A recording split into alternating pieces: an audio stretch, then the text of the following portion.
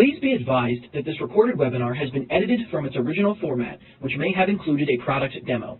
To set up a live demo or to request more information, please complete the form to the right. Or if you are currently not on CSC Global, there is a link to the website in the description of this video. Thank you. Hello everyone, and welcome to today's webinar, ICANN 68, Insights from the Virtual Meeting. My name is Tariq Hopkins, and I will be your moderator. Joining us today is Gretchen Olive. Gretchen is the Director of Policy and Strategic Account Management for CSC. For nearly 2 decades, Gretchen has helped Global 2000 companies devise global domain names, trademark, and online brand protection strategies, and is leading authority on the Internet Corporation for Assigned Names Numbers new gTLD program. And with that, let's welcome Gretchen. Thanks, Tariq, and welcome everybody. We really appreciate you taking the time to join us today. As usual, we have a full agenda, so we're going to get right to it. So we'll start off with an ICANN overview just to make sure that everybody knows what we're talking about in terms of what ICANN is. I do see some new names joining us today on the registration, so really excited to have some new faces. Also, we are going to talk about DNS abuse, very, very important topic, as well as other key policy updates and some of the issues of concern that the GAC also raised.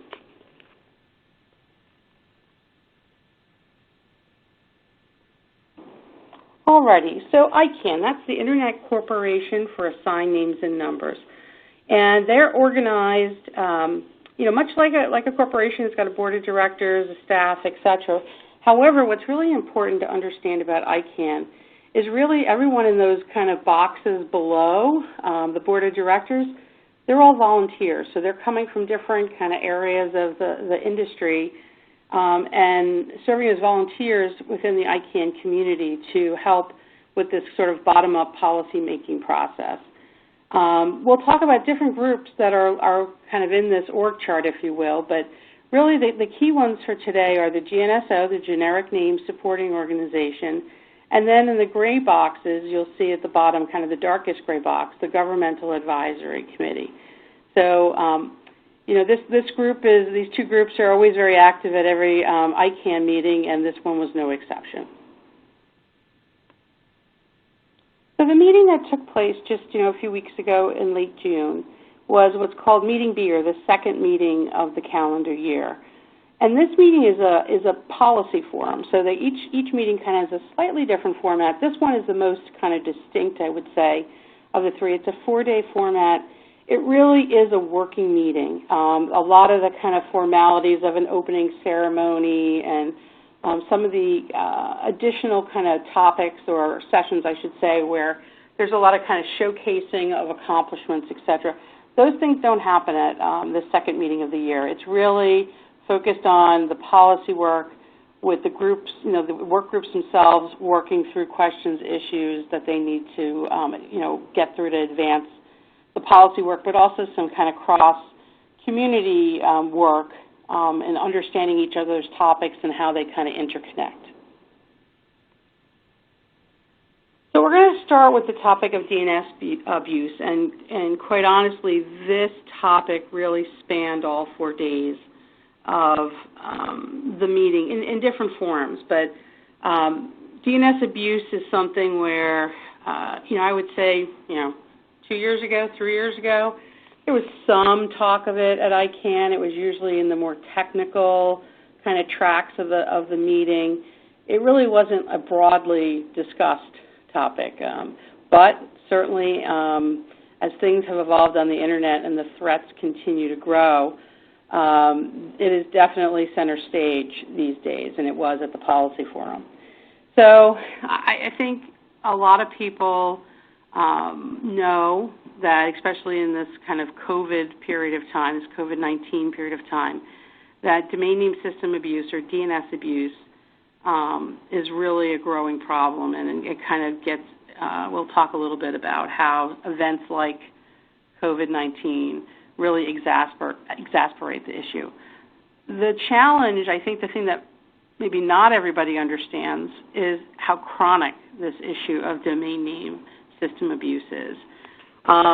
It really, is something that, you hear about scams, you hear about different things happening on the internet, and there's general awareness that bad things happen on the internet. Certainly, most people on this call spend their working day dealing with all those things. But I think, in a large respect, there may not be a real kind of deep understanding sometimes on how all the different forms of DNS abuse and the different threats out there. So I think that is something where there's a lot more education required, and certainly there's been work being done on sort of defining DNS abuse. And quite honestly, each forum that you're kind of in is, they're all defining it sort of closely, but it's really from their lens. As I mentioned earlier, the problem of DNS abuse has really been magnified by, COVID-19. There's a lot of civil unrest right now in the United States and in some other places. There's also, been natural disasters that also, hurricanes, and we're just here in the Western Hemisphere, we're getting ready for another kind of what's supposed to be another big hurricane season. But whenever these big things happen, this problem is magnified. And at the end of the day, the bad guys are leveraging the DNS for, illicit purposes. And there's a really good statistic that one of the speakers had at the public forum, and basically, it's here on the screen. You're looking at $6 trillion in damages, by 2021. That's the cost of the global economy of this DNS abuse. So, governments, ICANN, business, consumers, internet users, unfortunately, I think there is a consensus that all those groups are pretty unprepared at this point and really probably not adequately dealing with the threats. And so this definitely needs to be an ongoing focus as we move forward. So to help kind of illustrate this point, I wanted to share some data. Some of it was from, like I said, some of the speakers during the policy forum, and some things that we've been working on. So, if you look in 2017, we talked about hurricanes. Here in the Western Hemisphere, we had Hurricane Harvey and Irma, and you can see how those events really kind of cause a spike in domain registrations, and quite honestly, in that spike is a large proportion of registrations used for bad acts online. Looking at some more data, here's some data that's been compiled regarding kind of the time period of COVID-19. Here again you can see that huge spike, the red.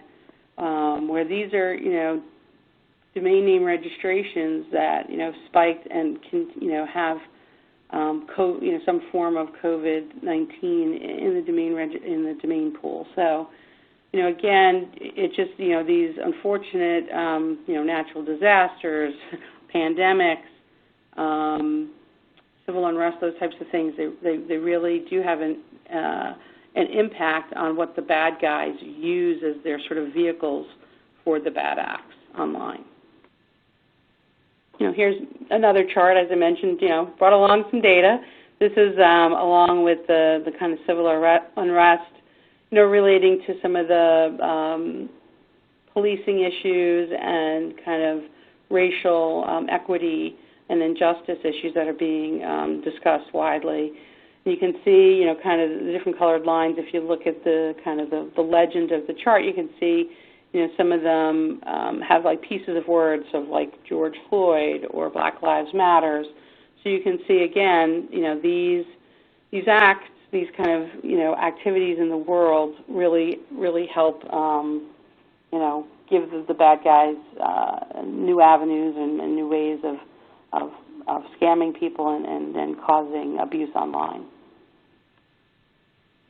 So, and yet more data. I mentioned that, at CSC we've been doing some research, a little bit more on the threat side than on the abuse side currently. In fact, in late June, we released our latest edition of the Domain Security Report, and, we found some kind of really surprising things when we looked at the Global 2000. We saw things like, 53% are using what would be considered retail-grade registrars. A lot of those registrars don't have a lot of the security processes in place to make sure, to kind of guard against, social engineering and phishing and things like that. 20% were only using enterprise-grade DNS. And then also 97% of the Global 2000 weren't using DNSSEC for their main key kind of, website. So these are, just kind of a sliver of some of the findings. You can go to our new website, in fact, cscdbs.com/security report to actually download a copy of this report if you're interested. Just full of some really interesting findings. But, again, there's just more and more data emerging here that, on the abuse and the threats online, there's just ample opportunity for bad things to happen. And then lastly, this was some data that was shared by the Federal Trade Commission, the FTC, here in the U.S., and they took a look at complaints and things like that around COVID and different some of the stimulus activities that the U.S. government did. And again, these things just open up the doors to the bad guys to really leverage hot topics and important events and information that people are looking for. And again, the data shows time and time again that this abuse is happening. It's rampant. It escalates when these types of events occur. So the real question is what's being done and where do we go from here? I think it is a step forward that DNS abuse is taking such a center stage at a policy forum. That's a really good sign. But in terms of what's being done, I think I would sort of categorize it as somewhat of a patchwork approach right now, definitely within ICANN and the ICANN community. Not that the efforts aren't good and noble and well-intentioned. It's just, I think it's a start. I often say to, clients and my peers at CSC is that, policy will always be behind technology. And here we are. We're definitely at that spot. So, there's a lot of questions around whether or not this type of, dealing with DNS abuse and the kind of, monitoring for it and developing solutions for it, is that within ICANN's remit? And, I think there's valid arguments on all sides, on kind of both sides of that fence. There's some question, I would say more than some question, a lot of kind of people thinking, is ICANN's compliance team, they struggle with what they have now. How effective could they be in an area like this? There's also a lot of questions around that sort of the adequacy and the availability of tools to do the job. The Internet is a big place. The DNS is a big place, and it's not something you just kind of can do some Googling and find what you need. You're going to need some very sophisticated tools, the ability to handle very large data sets, some really smart people who understand the DNS inside and out. So there's a lot of question there. There's some coordination trying to occur, kind of again, early stages between industry players, and again, very good. It's not that those things shouldn't be happening. I think the worry is it enough? Is it going to be enough? I think there's a kind of little bit of a sinking feeling that it's going to be hard to muster the necessary kind of activities and work and focus on this within ICANN and the ICANN community. So, and that's kind of, I think, one of the big issues here is, beyond sort of these challenges, there's kind of a low understanding and awareness of these DNS issues among business and Internet users.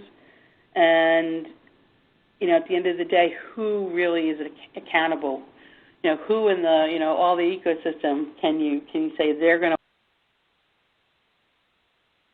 Big question, and I don't think one that has an easy answer. As interconnected as we all are across the globe, there's not one body that comes, that really comes to the fore to say, yeah, they should do that. So, I think we all have to kind of take responsibility, at least now, at these early days while things are starting to be, trying to get some steam, get some mass, if you will. It's a little bit like at work we all say security is everybody's job. It's not just IT security. It's every person from the guard at the front door who's checking badges to somebody sitting at their desk processing something. It really is everybody's job, and so I think all stakeholders really need to look to be more proactive to combat DNS abuse and understand and be more proactive about guarding and mitigating against the threats. So, we're definitely going to need more real tools, more education, and definitely more accountability mechanisms, I think, to really get to where we need to go to deal with this DNS abuse issue. So, interesting days. This is, like I said, the start. I think this is going to be a very hot topic and center stage for many more ICANN meetings to come. All right, so now let's shift to some ongoing policy work that's been going on for quite a while. So we're more than at the start here on this stuff, and this is some of the policy development processes that are going on, different topics that are being looked at for further development of policy. And, one of the hottest topic among that group is around, what used to be called WHOIS. So, as many people know, in May of 2018, the GDPR, the General Data Protection Regulation, became enforceable. And that regulation is, kind of like, think of it as an umbrella a little bit over all the different individual country data privacy laws. It's not that it trumps it or supersedes it. It just sort of tries to harmonize them all in some form or fashion. And when that happened, it really finally got the attention of ICANN. For years, I've been going to ICANN meetings, of my almost 21 years at CSC. I've been going to ICANN meetings 19 plus. And so for my very first ICANN meeting, the topic, hot topic of the day was WHOIS, and that has never changed since the beginning. And there have always been these pesky data protection laws in Europe, particularly, that every once in a while there'd be a flare sent up saying, you can't make us provide personal information to put in the contact fields of the WHOIS. That's against data privacy, and quite honestly, the whole ICANN world would just sort of carry on. It was sort of like an acknowledgement that that was the case, but yet not a recognition of that something needed to be different. So the GDPR definitely changed that, and in the summer of 2018, as that was becoming enforceable, ICANN had to issue some kind of temporary, basically issue a temporary specification that effectively had the WHOIS contact information go largely dark. So a lot of things were redacted, could be redacted, didn't need to be published anymore under ICANN contracts with registries and registrars as part of the WHOIS. And that has just continued to roll downhill since then. So, you might be able to get, a registrant organization or country, but not much else. Of course, you can get the domain details, what the domain name is, who the registrar is, what the DNS is, expiration date, those types of things, status of the domain. But in terms of who's behind the domain name, that has largely gone dark, and that's, that's a very big problem. for a lot of people, law enforcement certainly, fraud investigators. I talk to a lot of our clients, security departments who, it just, while the WHOIS always, had the chance of being inaccurate or there being privacy and proxy registrations, the WHOIS was a very valuable tool in those kind of fraud investigations. The same for, infringement. That's causing huge headaches there. So this has, been an ongoing problem now since, I would say summer of 2018 in earnest. And this expedited policy development process ICANN had to initiate about that time to try to come up with a more long-term kind of way forward, because there is a recognition that there's a bunch of legitimate reasons why the extended data set, the information about who is behind the domain name should be disclosed. It shouldn't be disclosed to everybody, but there should be a mechanism for the sort of the disclosure of that data so that when there are those circumstances, that can be retrieved. And so that's been sort of this EPDP, or Expedited Policy Development Process, has started in the summer of 2018 and it's been rolling on for just about 2 years now. It's exactly 2 years now. We're getting to some final points here. So I think that's good in some respects. In some respects, there's still a lot of open questions. All right, so let's dig into the EPDP. So, as many people know, it was divided into 2 phases. So, the work is kind of it's enormous. So, putting it into pieces was probably a really good idea. So, the first phase was about sort of the collection and handling of the contact data and sort of the requests.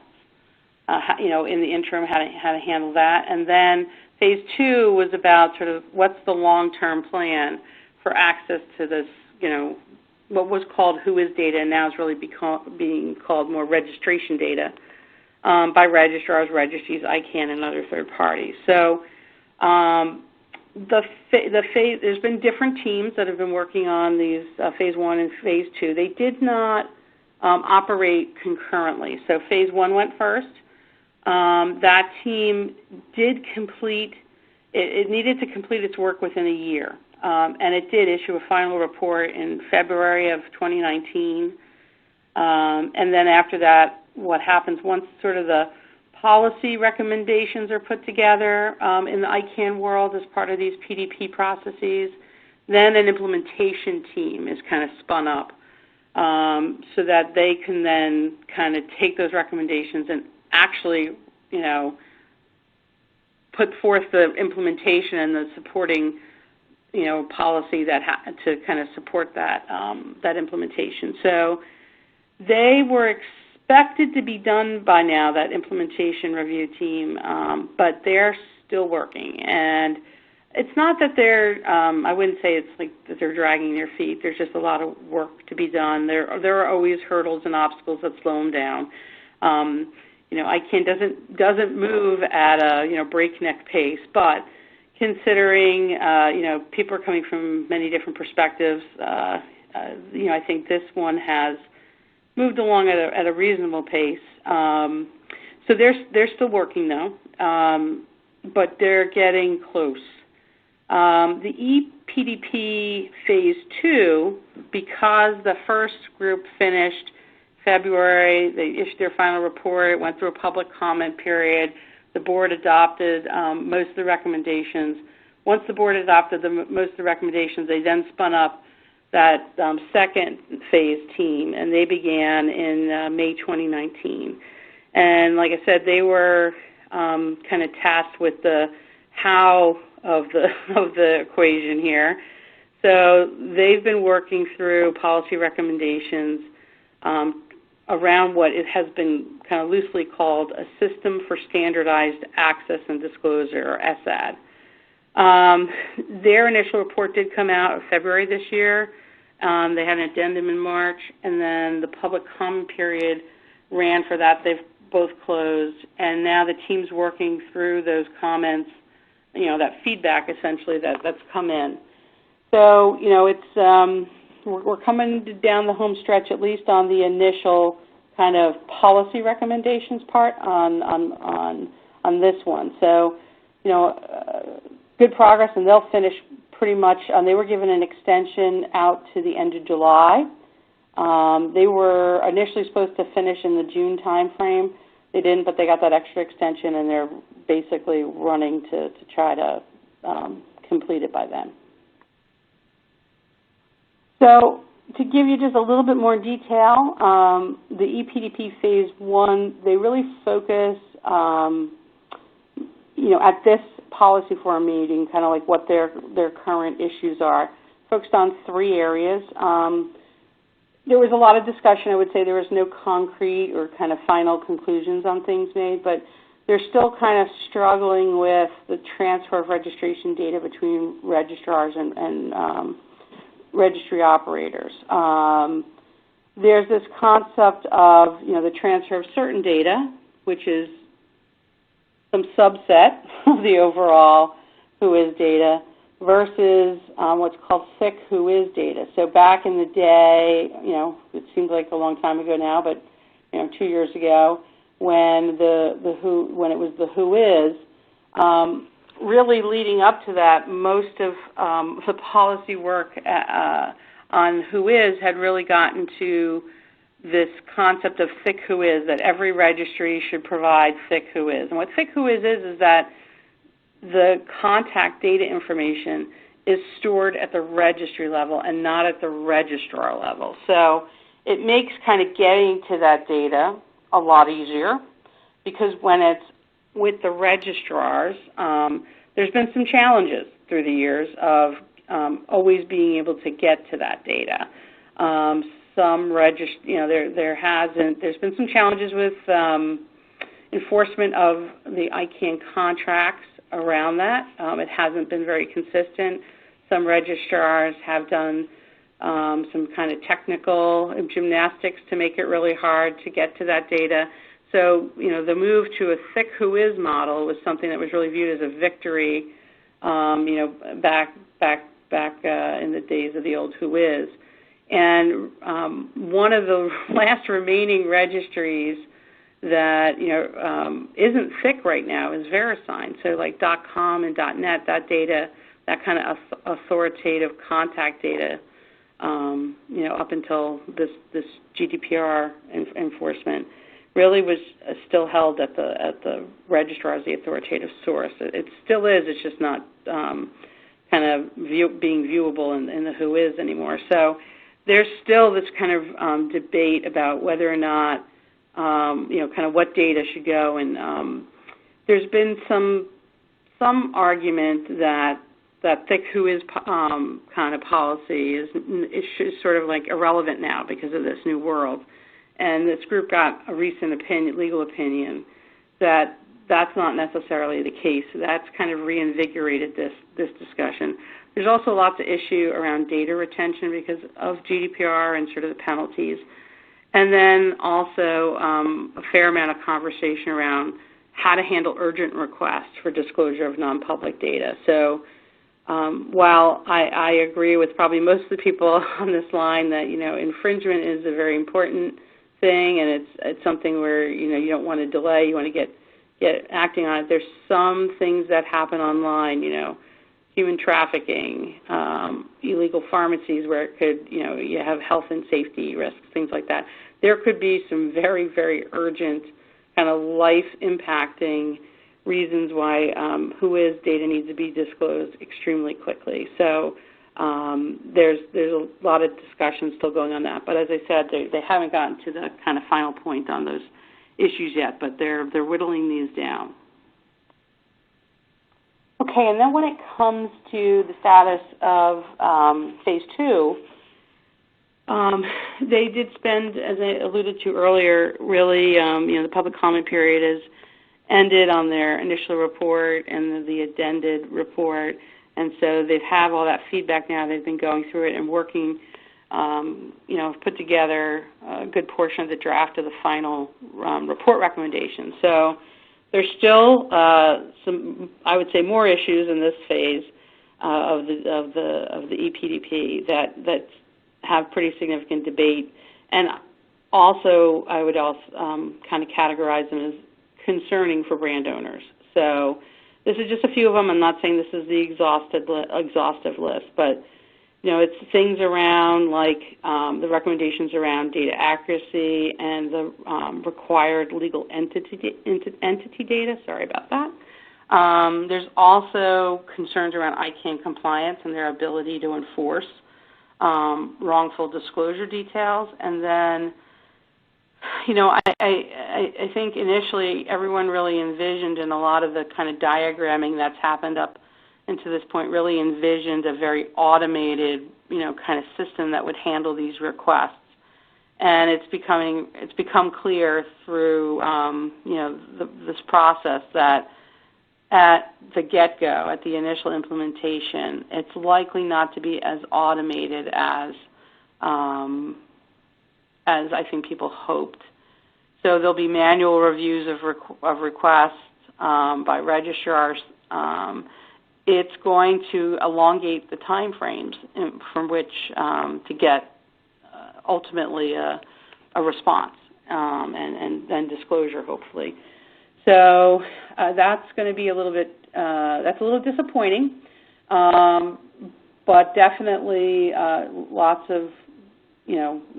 going on here. And I think the key at this point is to make sure that whatever the final recommendations are for this phase, that part of it is sort of structured in a way that it can evolve as over time, as kind of we learn through the process, improvements can be made, kind of legal issues can get resolved that are kind of tied to GDPR and other data privacy things. I think that's going to be super important so that this thing can evolve without the restraint of anything that's kind of crafted today in a world where we don't know everything we need to know. So, like I mentioned also earlier, this team's trying to hit this end of July deadline, so they're racing towards that. There are going to be some significant overarching issues around like legal versus natural person, some issues like that are not going to be resolved as part of phase 2. And it will kind of come, it will be worked kind of outside this EPDP policy. So, the GDPR definitely brought some unique legal issues, and obviously when you're dealing with cross-border issues, global issues like this, it's complicated. And the data protection, kind of the view of data protection in the U.S. particularly versus Europe is very different. I think they're getting closer actually as time has gone on here over the last few years, but they're very different. And so there's some things that need to be worked out still, but we're watching this space very, very carefully because obviously we all need access to more than what we have today in terms of the data, the contact data behind domain names, for everything from transfers of domain names to make sure, only the right transfers are happening, to brand protection investigations and fraud investigations and law enforcement investigations. I think none of us believe that the WHOIS is the end-all be-all or the registry data is the end-all be-all, but it's a very important data point, and it's really, they say you don't miss something until you don't have it, and I would definitely say in the last 2 years we've all really missed that kind of immediate, free public access. It's never going to go back to that again. I'm pretty confident in that, as much as we would all love that, but we got to get to something better than it is today, and that's what I think that we all need to continue to work towards. All right, so now the next two things we're going to talk about, rights protection mechanisms and subsequent procedures. I'll explain more about what that is. These two policy development processes are really related to the new gTLD program. So in 2012, ICANN I'm sure most of you on this line know, ICANN unleashed the new gTLD program, and it brought us, 1,000 plus new top-level domains, or TLDs, new gTLDs. And when that program was released, there was a lot of concern about, how frequently ICANN would be doing this. And so one of the promises they made was that once the program had run its course, they would evaluate what had happened and identify what went right, what went wrong, and where things went wrong or needed to be improved. They would do that. And they made that promise to the Governmental Advisory Committee, or the GAC. And the GAC is an important group to be very aware of and stay in tune with, because they represent the different ministries of various governments from around the world. They're the government representatives who kind of advise the ICANN board based on some of this bottom-up policy work that's done by the ICANN community at large. And so in the past, they would just largely interact with the board, and they would largely provide input at kind of the very end of the policy development process, where it'd be before the board for a vote, and then the GAC would raise their hand and say, hey, we don't think you thought about X, Y, or Z, and that was sometimes very frustrating, sometimes very challenging. I think a lot of people always felt that, definitely a necessary part of the process, but the timing of it was, I think, always kind of a source of frustration. Through the last few years, and definitely through the new gTLD, kind of the rollout and kind of implementation of the new gTLD program, the GAC began to get more and more involved, and we're seeing even today them getting further and further upstream in the policy process. And so these two policy development processes are ones that are very near and dear to their heart, because, again, I can't promise them that this type of review would happen before another round would open. So the first one we're going to talk about is that Rights Protection Mechanisms, PDP. Another one that's happening, it's kind of rolled out in phases. ICANN loves its phases. These two phases, they kind of looked at, the first phase is the one that's kind of closing up now. This is where it's looking at those policies from the round one of the new gTLD program. Phase two will actually be a review of the Uniform Dispute Resolution Policy. So that was a rights protection mechanism that actually has been in place since 1999. But there's a feeling that we probably need to take a look at that and a review of that to make sure that it's still doing its job and it still doesn't, that there's nothing that needs to be tweaked or changed in light of new gTLDs. So the real focus, though, for phase one has been all I shouldn't say all, but the new rights protection mechanisms, things like Trademark Clearinghouse, things like, the Sunrise rules for registration, things like that. These are the things that have been the subject of phase one. So in terms of status, since the last ICANN meeting, which happened in March, ICANN 67, the initial report was published for public comment. They did get comments from 55 contributors. You can see the organizations there, 38 organizations. I think that's something that has definitely been more and more the case in the public comments. As in the early days of ICANN, it used to be a lot of corporate registrars, or an occasional corporate person who would, and individuals, obviously, kind of internet users at large, who would be would submit comments. And quite honestly, there often were not a lot of comments. As time has gone on, and some of these issues have greater and greater impact to different constituencies, and one of the very important constituencies is intellectual property interests, brand protection interests, business interests. a lot of the commentary has been coming forth through different organizations and groups. And, you know, because it's really hard, these documents come out, they're really beefy. It's a lot to kind of swallow. So when you work as part of an organization, as part of different work groups within an organization like the International Trademark Association is a really good one. Marks is another organization that often comments. Then it kind of makes the work a little lighter because there's many people who are involved there.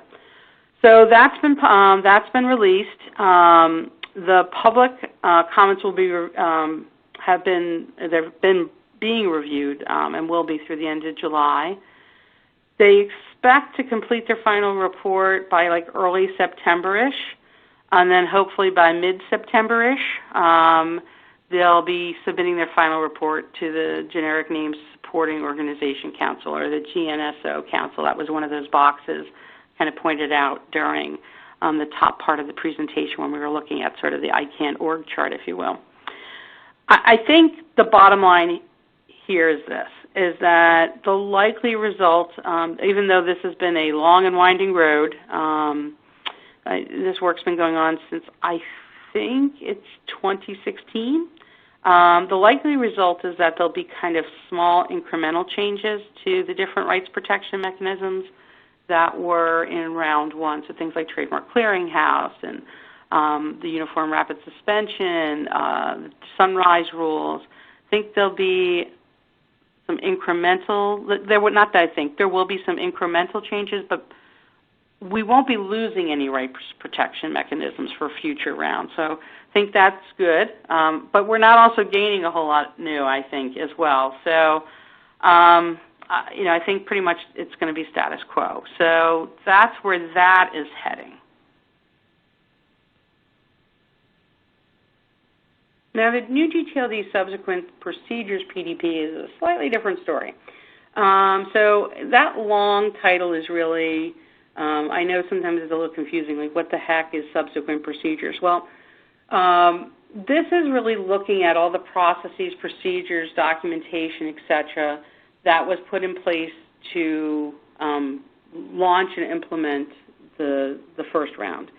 And so, you know, everything from how the who's eligible to apply, to how applications could be submitted by whom, different ways the application was evaluated and how there were different objection handling processes, auction processes, et cetera, and then ultimately the approval and implementation of the TLD, or delegation of the TLD to the root server system. So, you know, there's a lot involved here. Again, when you look at this PDP, it had like 40 different topics, and it kind of separated them into work tracks and all that stuff like that. But you know, just give you a sampling here of some of the kind of the hotter topics, if you will, especially to brand owners. But that's what this PDP has been about. In terms of status, the new gTLD subsequent procedures PDP, the initial report was published in 2018 in July. The different work tracks have kind of finally got all their reports out. There was like a supplemental report for work track 5. It was kind of a late add to the work tracks. It was around the topic of geographic names. It's something actually the GAC is very, very kind of keen on getting some more rules around geographic names at the top level. You know, everybody recognizes there's CCTLDs, so, you know, .fr for France, .us for the United States, but, you know, concerns around, you know, regions and other geographic indicators being used at the top level has been something that's been a really hot topic, as you can imagine, to governments, and obviously, therefore, the GAC. The work group has just about finalized their final recommendations, and they're expecting to submit the draft final report for comment. You know, they said very shortly after ICANN 68. So that's where we are right now on that. So, good progress. Again, this one's kind of rolling to the train station. So there are still several big issues under discussion. This isn't an exhaustive list, but I think these are probably the ones that are most relevant and most, kind of topics of interest to people who attend this webinar series. So private resolution of contention sets. Those of you who were around for round one probably remember, there were companies that applied for a TLD, and obviously not everybody had a unique idea. So there were sometimes several applicants for an exact string. Sometimes the string was super close and it was put into that contention set. And those things happen. Certainly when you have kind of, private submission of applications, those things are going to happen. But I think as the process wore on in round one, in a lot of those cases, the ICANN rules encouraged sort of private resolution of those contention sets before it went to what was called an ICANN auction of last resort. And the feeling got to be over time that maybe some people applied in hopes of getting bought out in an auction process. And so, for example, the application was $185,000. They applied not really intending to run the TLD, but they knew that somebody else would probably submit an application for that string. And so the roll of the dice was that maybe there'd be an opportunity to be kind of bought out of the auction process and therefore kind of make a profit on the application. So, maybe someone was offered $500,000 or $1 million to get out of the auction, out of the contention set. So there's a desire to not create an environment where that will happen again. So there's a lot of discussion around that. There's also this predictability framework discussion that's happening, and it really is around the thought of the first process was pretty bumpy. It took a really long time for the whole process to work its way through. So applications were taken in started in January of 2012, and we're still launching TLDs to this day. But it really took until November or October of 2013 to get the first one actually live on the internet, and so people felt like that took too much time, and the whole process itself has taken too much time from first application phase to what many hope are, expecting to be a second round. And so the hope here is the predictability framework discussion is around, like, how do we make this whole process of applying for a new gTLD more predictable? I think a lot of people at this phase, if I had to kind of gauge the room, if you will, I would say most people at this phase are just like, let's just get to round two and see how that goes before we start kind of trying to create these predictability frameworks. So, it's a discussion, but I don't think it's something that's ultimately going to really stick at this point. Also, a lot of discussion around public interest commitments. So a lot of these new gTLDs, as part of their when they contracted, they had to make some commitments about doing some additional things to prevent, like, fraud or abuse in their TLD. And a lot of the public interest commitments are pretty standard across most TLDs, but especially in TLDs in highly regulated industries or ones where it's kind of like special communities, things like that. I think there's concerns that there's not enough in terms of the commitments being made. So there's some discussion around there. And then closed generics, that continues to be a hot topic of, should a company own a generic word as their own and be able to operate it as a closed TLD? Is that something that should happen? There were certainly people who did apply for those closed generics during the first round. Ultimately, they, for the most part, there's kind of rules around that, but for the most part haven't been able to operate those as closed generics. But that discussion, I think, there's a lot of forces who want that to be very clear in the next guidebook that that's not permitted. So we'll continue to watch that. So where does that all leave us, on the gTLD subsequent procedures PDP? Well, they're on target to release the next report, the initial report, and there'll be a public comment period. But it's not going to be until Q4. I would even say it might roll into Q1 of 2021, where the final report will be out there. So, we've still got some time to go, but I think the question becomes, usually at this point in the game, people say, all right, so all these reports are rolling up. When's the next round going to be? Well, the next round, I think it's a big question mark in terms of when. I think it's still going to happen. I don't think it's an if. It hasn't been an if for a long time. But the when, they could put their foot on the gas after all this.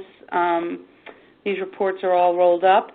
Make some of the incremental changes on the RPMs. They've worked through how they can, I think, on some of these issues, get them resolved and get that corrected in the documentation. They could put their foot on the gas and, in the best of all possible worlds, maybe the end of 2021, but I don't think so. I just think, with COVID-19, with the EPDP stuff still going on and all the concerns around not having access to contact data, it is just taking up all, and obviously the DNS abuse stuff, it's just taking up all the air in the room. So I think it's much more likely at the earliest we'll see something in 2022.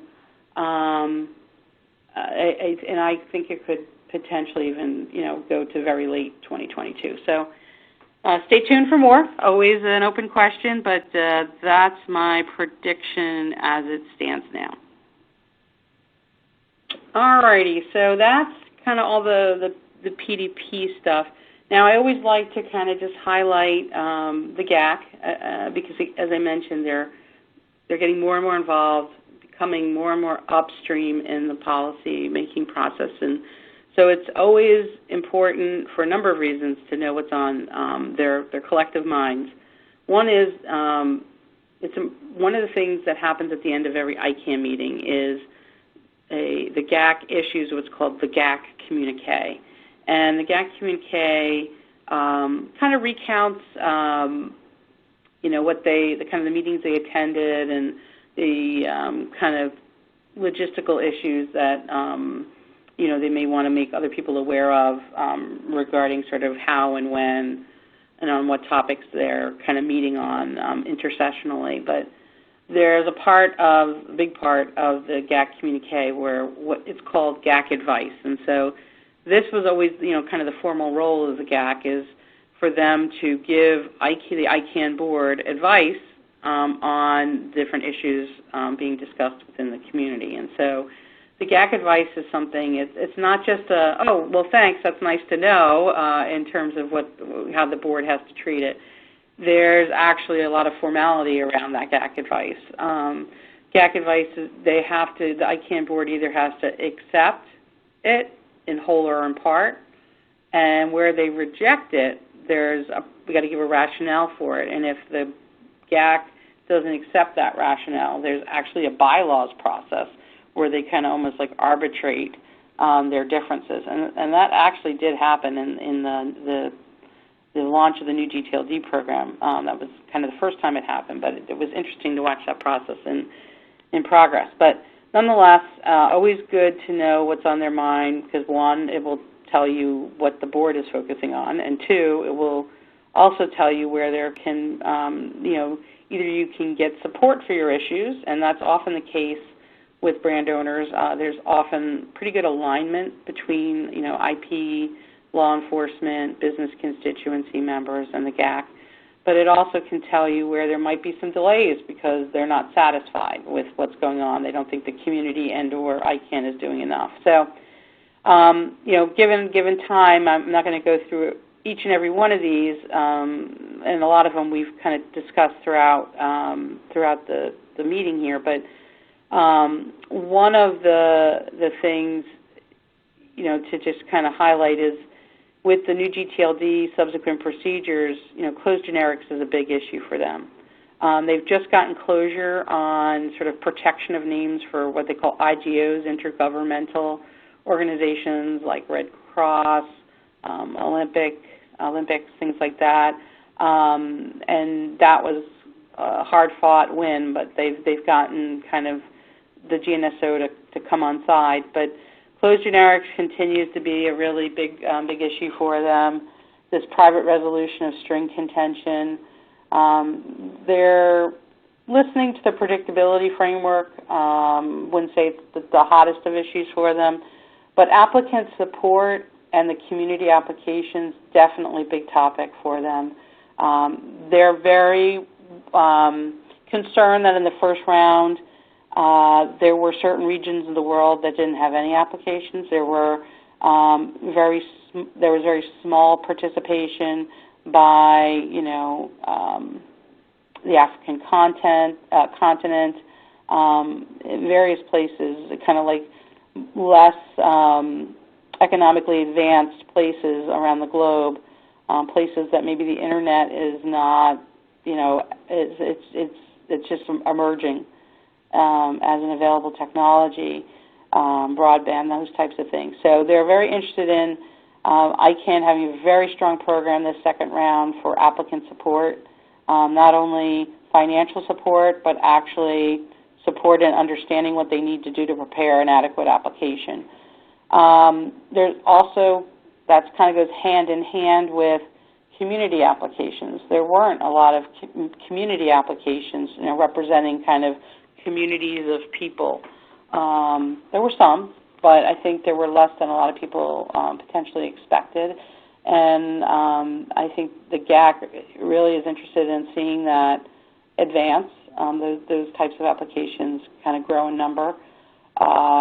Again, to represent sort of the underrepresented online. And so, that's a keen topic. And the public interest commitments, and as I said, I mentioned that earlier, it's they are very concerned, especially when the health and safety, as well as the kind of highly regulated.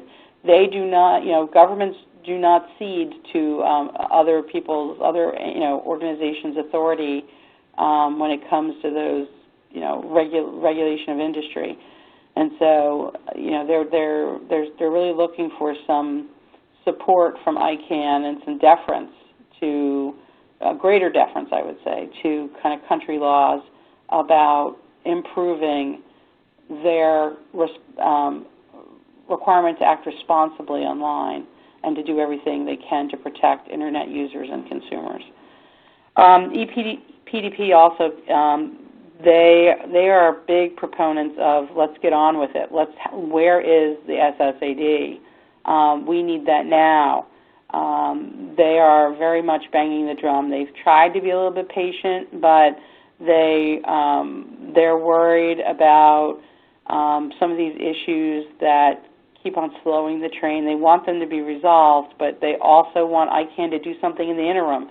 And ICANN has not really taken the bait. And some of it's because it would put legal obligations on them, legal obligations on registries, registrars, and I think there's just a concern about how that would all play out. So definitely these two areas, these two PDPs are, I think they're pretty satisfied the way things have gone on the RPMs, the rights protection mechanisms.